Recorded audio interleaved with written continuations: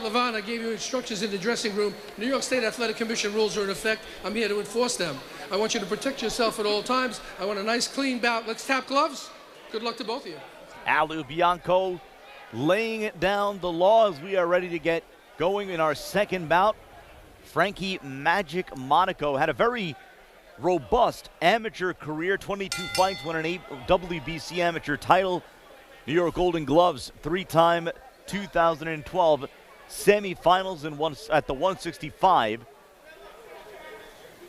And now taking his act to the pro stage, his opponent in the red, Levan Loutsoupitze, out of Astoria, Queens, 166.5 on the dot. Coming into this fight with a record of 0-2, these two boxers with a lot of familiarity, a lot of respect for one another, very familiar during their time, a very long, experienced time at the amateur ranks. I tell you what, like in any fight where there's a differential of about 4 inches, you know, I think what Monaco's going to have to do is he's going to have to try to get inside, go to the body, and bring that guy's head, Loutsoupitze, down to his eye level. It's a little bit harder to punch up. You don't get as much on it as you do eye level or punching down on an opponent. Loutsoupitze comes off a unanimous decision loss to Louis Maeta in Jersey City. Both he and Frankie Monaco have only fought professionally so far against Louis Maeta, who Monaco sports a win against.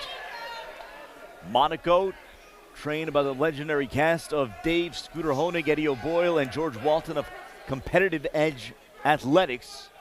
So trains there, opened up a Taekwondo.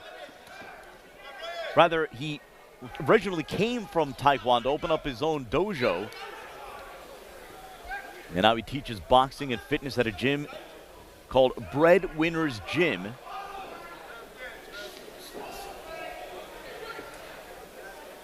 Loutsoupitze has Monaco backing up to the ropes almost every time they come into contact.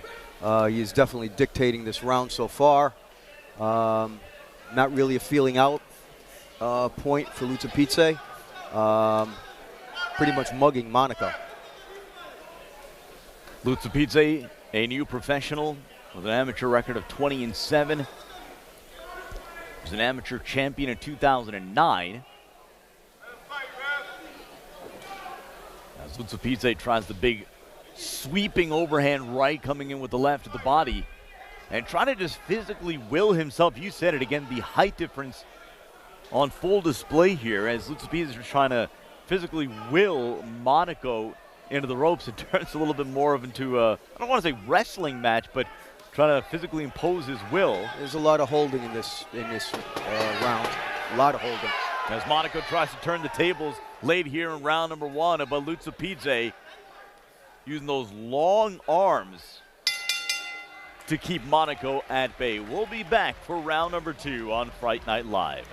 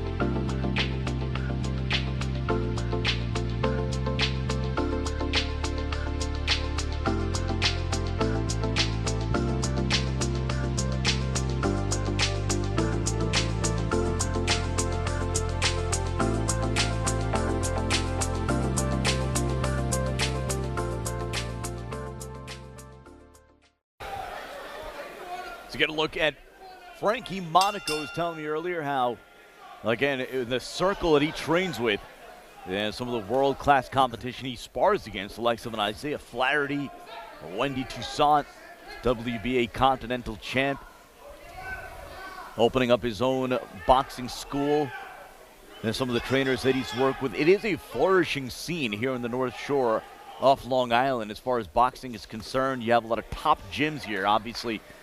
Title Gym in Syosset, gyms in Glen Cove where he's from, and Westbury here in Huntington, Syosset. So a very robust boxing scene here in the Northeast. As Frankie Monaco giving back to the boxing community here on Long Island. Not a very fluid start to this one, Danny. A lot of clutching, a lot of grabbing, and you have Loutsoupitze, again, the taller boxer, just trying to sort of physically will Monaco against the ropes, and that's what we've seen a lot of so far here in this one. Well, you know, Loutsoupitze is really not letting Monaco get off at all. Monaco's problem is he's allowing that to happen. He is waiting on him to make the first move instead of he making the move and getting in on him and start going to the body or doing something. Every single time, he's allowing him to come to him first. Monaco was able to get his arms free just a little bit late in round number one. But again, Loutsoupitze, he is the taller boxer, covers a lot of ground, and was able to just use those long arms and just get himself right in back into that personal zone, that real estate, and tie Monaco up again as Loutsoupitze with a big sweeping right, trying to hammer away to the body of Monaco. Frankie Monaco in the black and gold, Levan Loutsoupitze in the red trunks. Heck of a lot of holding in this bout so far. Again, comes with experience. The more experience these guys got, the more confidence they're going to get. And, you know, it'll cease. But, you know, hopefully they'll free their hands up a little bit more and not make it as much a wrestling match. Under a minute to go. This one's slated for 4 rounds.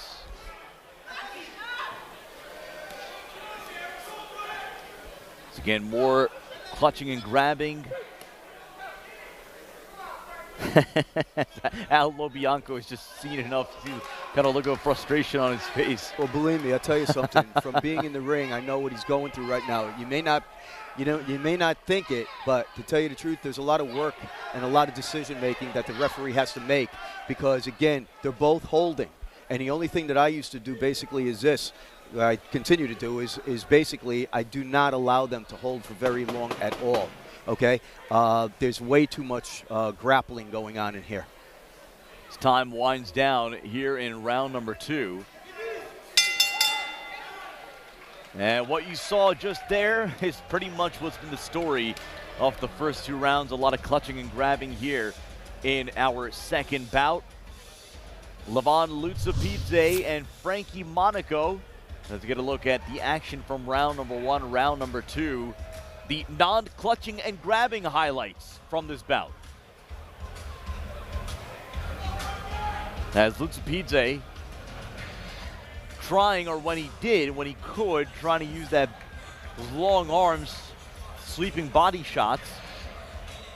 But that's about it. Frankie Monaco has really only had 2 or 3 opportunities to get his hands free. He's just not allowing him to. He's using his weight advantage. He's, you know, they're the same weight, but he's using his weight against his opponent. So you made the point that Frankie Monaco is allowing for that. He's allowing this What to adjustments happen. would you like to see? Again, a shorter boxer, you see the long arms that Loutsoupitze possesses. How do you get out of that? How do you get yourself a little bit more real estate? Well, basically, get off first. That's where he's got to be. And as I said, he's waiting for Loutsoupitze to make the first move. He started now he came in on him, okay? All right, Loutsoupitze tied him up. All right, but the point being is this. He's got to be more active. He's got to be start throwing some flurries to the body, loosen the Loutsoupitze's arms up a little bit, okay? Make him react. He's just too reactionary, and he's got to take it to him if he's going to do anything in this fight. Because he'll just end up, he may not get knocked out, but he's going to lose on points the way this is going. You're seeing a lot more footwork here in this 3rd round. You see Monaco a lot more active, trying to open the ring up a little bit. But again, the power and presence of Loutsoupitze is what seems to get this back to the place where he's been, and that is he gets close to him, Eventually we'll try to will him into the corner, will him against the ropes, and that's kind of where we've been. But Monaco trying to set the early tender, trying to move around a little bit more, but here we go again, getting tied up by Loutsoupitze.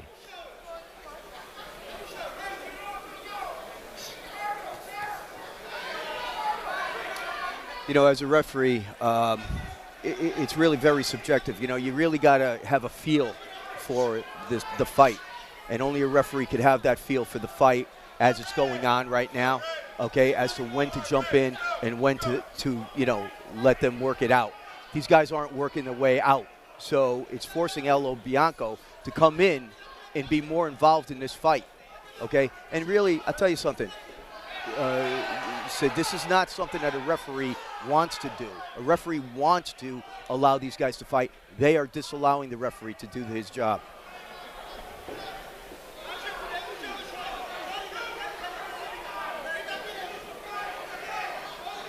Round number 3 in our second of 7 bouts here tonight. From the Paramount Theater in Huntington, alongside Danny Chavone, I'm Sadiq Faruqi, welcoming you to Fight Night Live. Working in conjunction with Joe Guardia's Star Boxing. Friday night's Rocking Fights 46. From beautiful downtown Huntington. On a very mild weathered Friday night here in February, as Monaco trying to get the gloves free again, but Loutsoupitze extinguishing that threat real quick and just getting his hands. Hear the chants of Frankie Monaco bringing a sizable audience. Glen Cove, New York, just a mere 20 minutes away from Huntington. Yep, the audience is getting a little edgy. They want to see a little bit more action out of Frankie Monaco. And again, El Bianco coming in between, doing his job well. Under 10 seconds to go here in round number 3. As Loutsoupitze now trying to get the arms open, maybe opening a window here for Monaco, and that'll do it for round number 3. We'll be back for the 4th and final round on Fight Night Live.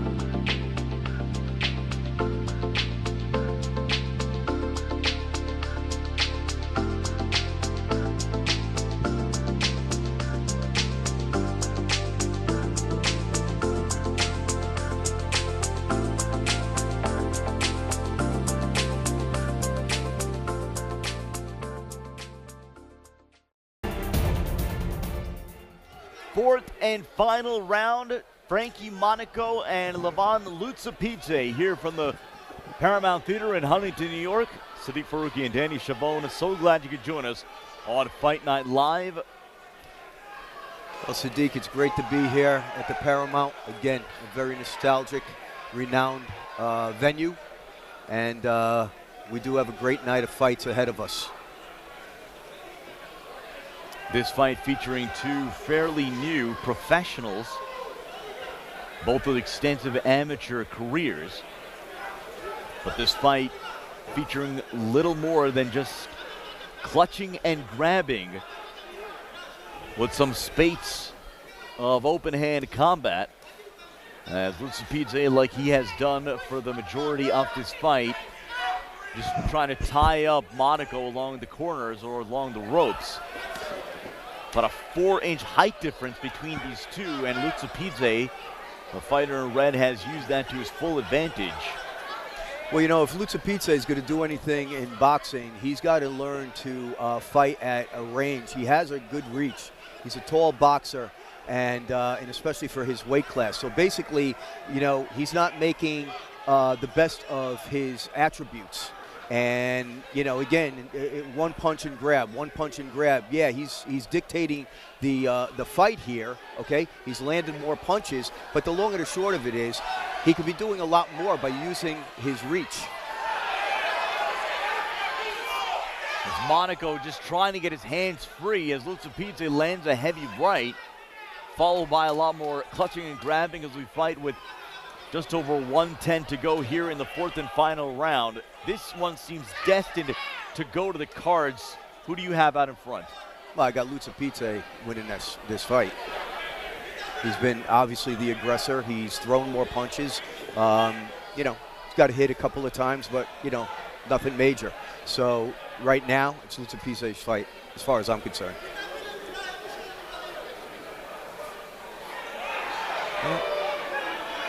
Punch at the back of the head by Monaco is right. Loutsoupitze got turned around just a little bit. Now Lobianco quick to put that one out. As we box with 30 seconds remaining here in the final round. Loutsoupitze pinning Monaco to the corner. See if any fireworks to go in this one. It's been a pretty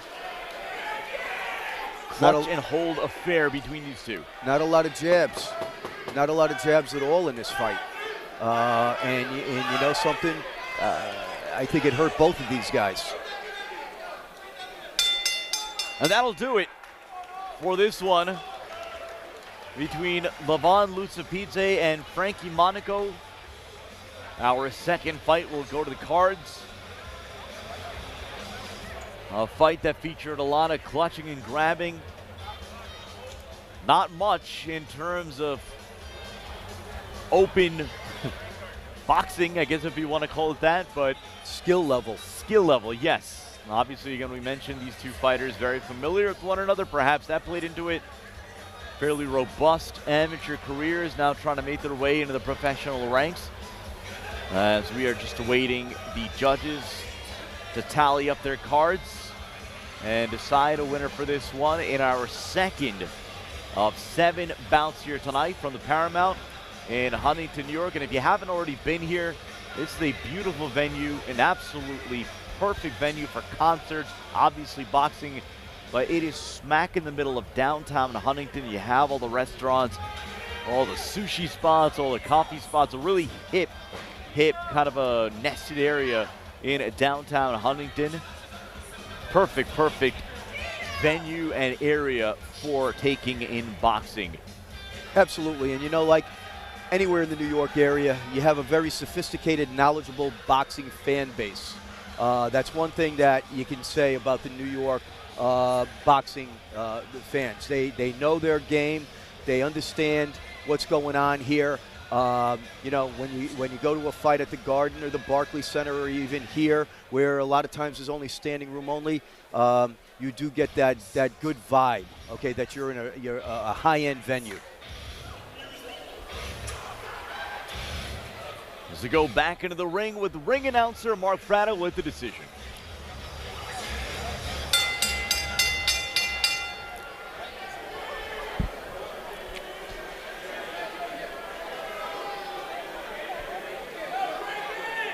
Ladies and gentlemen, we now go to the judges' scorecards.